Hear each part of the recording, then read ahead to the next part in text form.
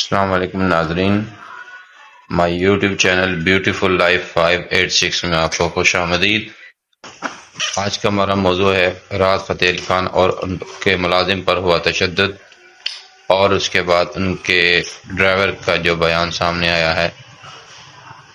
میں تمہیں ماروں گا،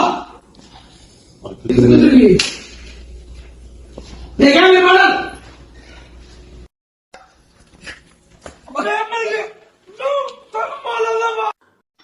جی تو ناظرین، آپ نے ویڈیو ملاحظہ فرمائی، راحت فتح علی خان اپنے گھریلو ملازم پر تشدد کر رہے ہیں، اور مسئلہ یہ تھا کہ ان کی پانی کی بوتل ایک تھی جو گم ہو گئی۔ سوشل میڈیا پر بے تحاشا ویڈیوز بنی کہ وہ شراب کی بوتل کا ذکر کر رہے ہیں۔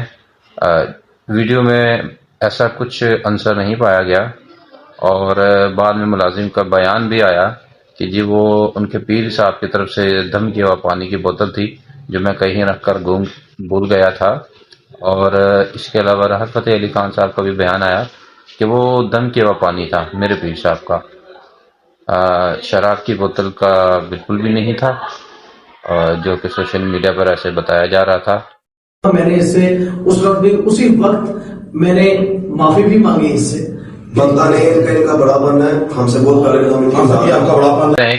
جو 40-45 سال سے ان کے گھر کی خدمت کر رہے ہیں، ان کا بھی ایک بیان آیا سوشل میڈیا پر کہ جی راحت فتح علی خان صاحب بہت اچھے گھرانے سے تعلق رکھنے والے لوگ ہیں، اور یہ بالکل بھی کسی شراب کی بوتل کا ذکر نہیں تھا، یہ ایک دم کے پانی کی بوتل کا ذکر تھا۔ اور ان کے ڈرائیور نے کہا ایسا کوئی بھی معاملہ نہیں جو سوشل میڈیا پر دکھایا جا رہا تھا غلط رنگ دے کر۔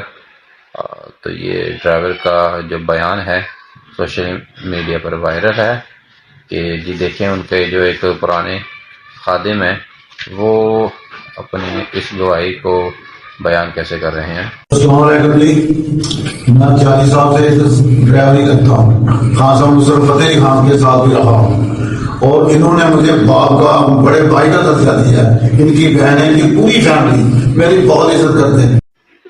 ایٹ دی اینڈ یہ ہوا کہ راحت فتح علی خان صاحب نے اپنے ملازم پر جو تشدد کیا اس کی معافی مانگی سوشل میڈیا پر بھی آ کر، اور ملازم کو ساتھ کھڑا کیا۔ ان کے والد صاحب بھی کھڑے تھے ملازم کے، اور باقی حضرات بھی تھے، تو انہوں نے کہا سوری، اور بہرحال ان کے ملازم نے کہا جی یہ ہمارے استاد ہیں، استاد اور شاگرد کا یہ معاملہ چلتا رہتا ہے کہ کہیں غلطی ہو تو استاد مار بھی لیتے ہیں، اور یہ ایسے ہی ہے کوئی اور۔